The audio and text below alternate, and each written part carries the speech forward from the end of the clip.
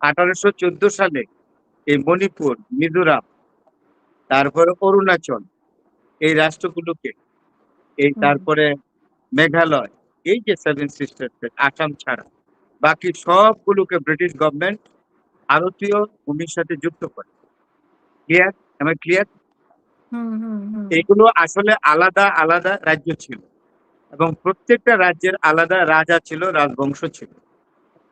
1814 সালে, মনে রাখবেন, অনেক আগে এই ব্রিটিশ সরকার, তখন ব্রিটিশরা ভারত শাসন করে, তারা, আমি যে রাজ্যগুলোর নাম বললাম সেভেন সিস্টার্স এর এই রাজ্যগুলা, আবারও বলি, হুম মণিপুর, মিজোরাম, অরুণাচল, মেঘালয়, তারপরে নাগাল্যান্ড, এইগুলোকে নিয়ে গেছে, হুম সরাসরি ব্রিটিশের ভূমি হিসাবে ইনক্লুড করেছে, অর্থাৎ ভারতের ভূমি হিসাবে।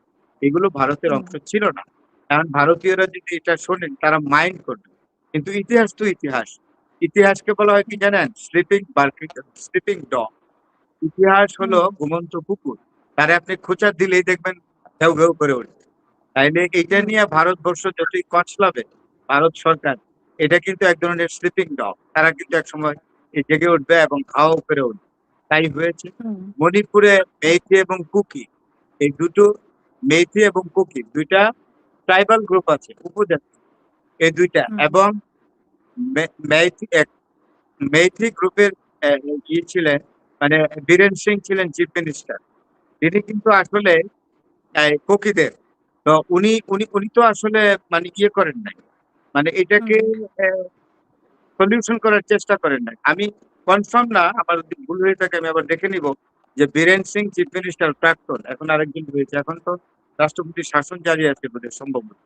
তো বীরেন সিং হুম যখন ইয়ে হয়ে গেল, বীরেন সিং এটাকে সমাধানের কোনো চেষ্টাই করলো না। অনেকে দায়ী করে যে হুম সাবেক চিফ মিনিস্টার, মুখ্যমন্ত্রী মণিপুরের, তিনি এই গন্ডগোল কুকি এবং মেইতিদের মধ্যে এই গন্ডগোল লাগিয়েছে। আর হুম আসলেও মণিপুরবাসীরা নিজেরাও জানে, তাদের ইতিহাস সম্পর্কে তো তারা জানে, তারা আসলে ইউনিয়ন টেরিটরির সাথে থাকতে চাচ্ছে, ভারতের মূল হুম ভূমির সাথে তারা, অর্থাৎ কেন্দ্রীয় সরকারের সঙ্গে তারা আর কোনো রাজনৈতিক জীবনযাপন করতে চাচ্ছে না। চাই তো না। মণিপুরে হুম আপনার এটাতেও দেখলাম, মণিপুরে প্রচুর ডেমনস্ট্রেশন হচ্ছে প্রতিদিন, পুলিশ হুম তাদেরকে হুম থামাতে পারছে না। তো প্রতিদিনই হুম পুলিশের সাথে তাদের লড়াই হচ্ছে, সংগ্রাম হচ্ছে, টিয়ার গ্যাস পুলিশ চার্জ করতেছে, পুলিশ মারছে, তারপরে মারতেছে গান ওদেরকে। স্ট্রাইক হুম দিচ্ছে। এই, মারতেছে, মানে পুলিশও মণিপুরের হ্যাঁ, বাসীকে মারছে। মণিপুরে গুলি করছে, লোকজন ক্ষয়ক্ষতি হচ্ছে। তো আমি হুম একটা কথা বলি, যে কোনো একটা গোত্র জাতি যদি আসলে জাগ্রত হয়ে যায়, হুম সেটাকে দমন করতে গেলে যে পন্থাগুলো নিতে হয় সেগুলো নিষ্ঠুর পন্থা। যেমন এক্সট্রা হুম জুডিশিয়াল কিলিং শুরু হয়ে যাবে, গুলি করবে, পুলিশ লোক মারা যাবে, পুলিশ কন্ট্রোল না করতে পারলে আপনার বিএসএফ নামাবে, সেটাও ফেল করলে আর্মি নামবে। সুতরাং এগুলো হলো দমন নীতি শুরু হবে। দমন নীতি দিয়ে তো হুম কেউ কিছু করতে পারে না। পাকিস্তানিরা কি আমাদের পারছে? 1971 সালে দমন নীতি করে লোকজন মেরেছে, কিন্তু হুম আমাদের কি কিছু করতে পারছে? আমরা কিন্তু যেটা চেয়েছিলাম সেটা পেয়েছি। তো আমি মনে হুম করি যে ভারত সরকার এটাকে সহনশীলতার সাথে, আমি চাচ্ছি না যে বিরাট কিছু হয়ে যাক, ভারত ভেঙে যাক, এরকম চাচ্ছি না।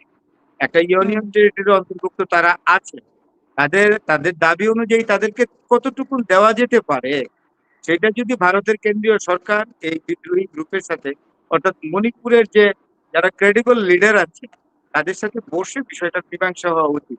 তার কারণ আমি একজন মানুষ হিসাবে কোনো লোক ক্ষয় হোক, মানুষের মৃত্যু হোক, এটা আমার কাম্য না।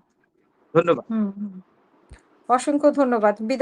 আপনার যে পশ্চিমবঙ্গে যে নির্বাচন হচ্ছে, এই নির্বাচনের ব্যাপারে কিছু বলতে চান? ১ মিনিট যদি বলেন। বেদনার সাথে একটা কথা বলি, বেদনা, পশ্চিমবঙ্গে আমরা যিনি আমাদেরকে আহ, আদর স্নেহ করেন, হুম এবং আমরাও ওনাকে দিদি ডাকি, যিনি মমতা দিদি, উনি তো হুম আমাদের পানি দেন না, হুম। বুঝছেন? উনি তো আমাদের পানিটা পানি দেন। দেয় না।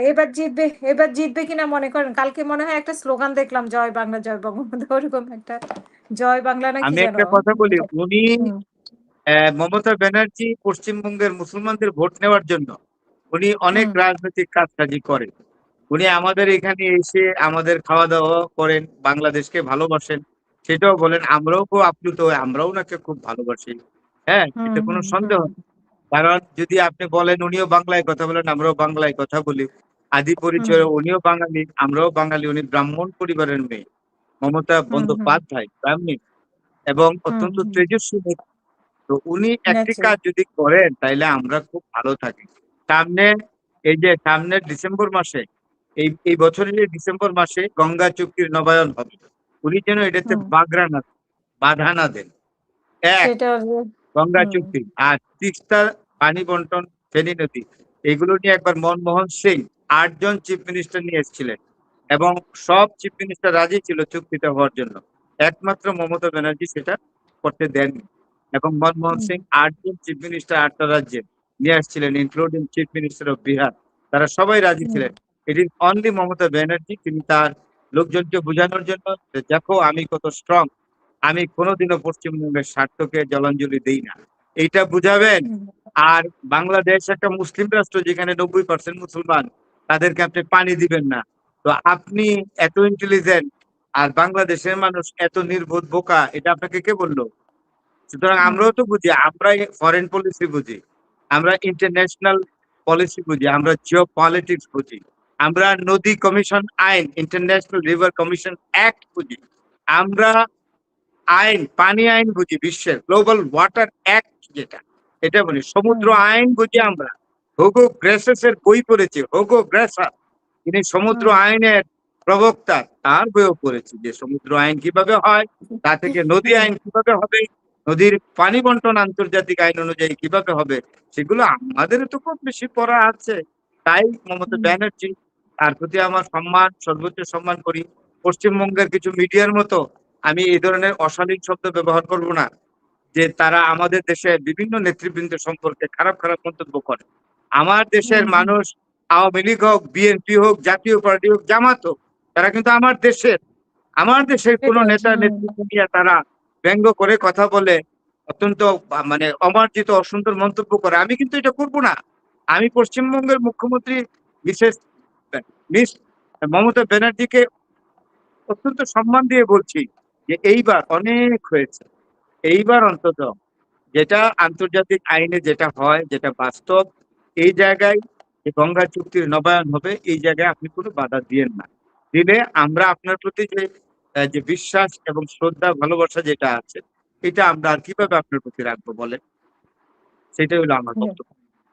আর অসংখ্য ধন্যবাদ নির্বাচনে নির্বাচনে হুম, সম্ভবত উনিই জিতবেন। হ্যাঁ, ওনার একটা যেটা জনপ্রিয়তা মনে আছে। হচ্ছে আপনিও জানেন। আপনি হুম, ইউ নো ইট অলসো। হুম, হুম। হ্যাঁ, উনিই জিতবে এবং আমরা আশা করি যে বাংলাদেশের মানুষের প্রতি উনি দৃষ্টি রাখবে। বাংলাদেশের মানুষও ওনাকে পছন্দ করে। বাংলাদেশের মানুষের স্বার্থ রক্ষার জন্য যেটা করা দরকার উনি অবশ্যই সেটা করবেন। সেটা আমরা ওনার কাছে প্রত্যাশা করি। ফরহাদ ভাই আপনাকে অসংখ্য ধন্যবাদ। আমরা শেষ করব। আর ইরান এবং যুক্তরাষ্ট্র নিয়ে আর কিছু বলার আছে কিনা আপনার? ডোনাল্ড ট্রাম্পের প্রতি আমি বলবো, যদিও এই মানুষটাকে অনুরোধ করতে আমার ইচ্ছা করে না, তথাপি অনুরোধই করলাম।